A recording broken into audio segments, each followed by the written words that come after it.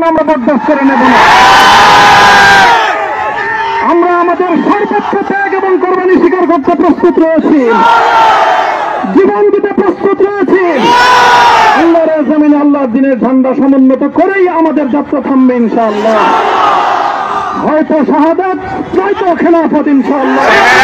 আল্লাহর জমিনে খেলাফত প্রতিষ্ঠার যে আওয়াজ আজ পৃথিবীর দিকে থেকে উচ্চারিত হচ্ছে, সে আওয়াজ বাংলার জমিনে খেলাফতের এই আন্দোলনকে চূড়ান্ত গন্তব্যে পৌঁছাবে ইনশাআল্লাহ। আমি বাংলাদেশের আলেম সমাজ, হেফাজতে ইসলাম বাংলাদেশ সহ বাংলাদেশ খেলাফত মজলিস সহ সকল ভ্রাতৃপ্রতিম সংগঠন, সকল ধর্মপ্রাণ, ইসলামপন্থী বিভিন্ন ছোটখাটো মতভেদ, মতবিরোধ, মত পার্থক্যের ঊর্ধ্বে উঠে যারা এলাহে কালেমাতুল্লাহর এই এক বাণীতে বিশ্বাসী, আল্লাহর জমিনে আল্লাহর দ্বীন কায়েম করতে চাই, আমাদের তাআলাউ ইলা কালিমাতিন সাওয়াইন বাইনানা ওয়া বাইনাকুম এই এক মন্ত্রে উজ্জীবিত হয়ে আল্লাহর দ্বীনের ঝান্ডা সমুন্নত করবার এই আন্দোলন এবং সংগ্রামে আমি নিজেকে উৎসর্গ করার ঘোষণা করছি।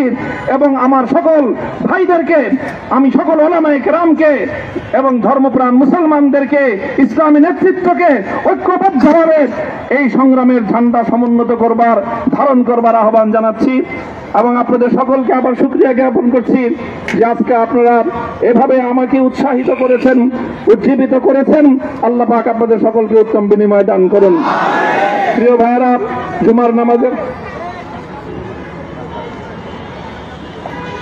জুমার নামাজের একেবারে ঠিক আগ মুহূর্ত, এখন সব মসজিদগুলোতে জুমার প্রস্তুতি চলছে।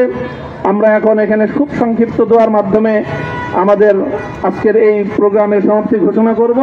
এরপরে ইনশাআল্লাহ প্রত্যেকে সুশৃঙ্খলভাবে যার যার জায়গা মতো বা আশেপাশের মসজিদগুলোতে গিয়ে আপনারা জুমার নামাজ আদায় করবেন।